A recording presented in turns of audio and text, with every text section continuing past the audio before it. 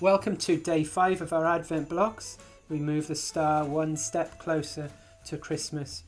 But before we leave this well behind, why don't we just have a look and see what letter is there? And look, it's the letter A. So now we've got Emma. I wonder if you're watching this, if you're called Emma. I wonder if you're watching this and you know somebody called Emma. Why don't you send the link to an Emma that you know today? Well, I wonder if your Emma looks like the picture behind this block. It's a lady. And if you've been listening to our Advent blocks day by day, you know that each day the story ends that someone was waiting and hoping and praying. Let's find out if this lady is the lady who's hoping and praying today.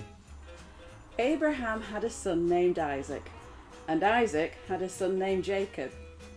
Jacob's name means trickster, which was a good name for him because he did a lot of tricking and lying and stealing. Jacob wasn't a very good person at all. The odd thing is, God had chosen Jacob. One of Jacob's great-great-great-grandchildren would be a child who would bring God back to all the people on the earth. Through Jacob, God would send a son, and everyone would say, God has come to live with us. That's how it is with God sometimes. He doesn't always pick the people we might think. One day, while Jacob was running away from his brother because he had stolen from him again, Jacob met and fell in love with a girl named Rachel.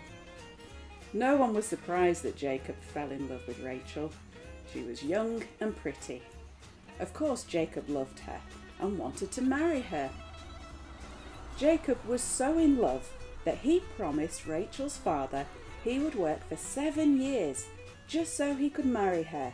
7 years! What a long time! But you know what they say, time flies when you're doing something for someone you love. So for Jacob, the 7 years felt like a single day. When the wedding day came, though, Jacob the trickster had a trick played on him. Rachel's dad decided to have Jacob marry Rachel's sister Leah instead. Jacob didn't know until it was too late, and boy was he mad. He didn't want to pick Leah because he didn't think Leah was pretty. He wanted to pick Rachel. But God wanted to pick Leah. Jacob, of all people, should have known that God doesn't always pick the people we might think. Sadly, Jacob didn't see what God was up to. He still wanted Rachel, which made Leah feel sad and alone. But Leah wasn't alone. Just like God has chosen Abraham and Isaac and Jacob, God had chosen Leah. Through Leah, not Rachel, God would send a son, and everyone would say, God has come to live with us. You see, God was with Leah, even when it was hard, even when her husband didn't love her, even when Jacob picked Rachel instead of her, God was with Leah. God gave Leah lots of children, and those children helped Leah feel happier than before.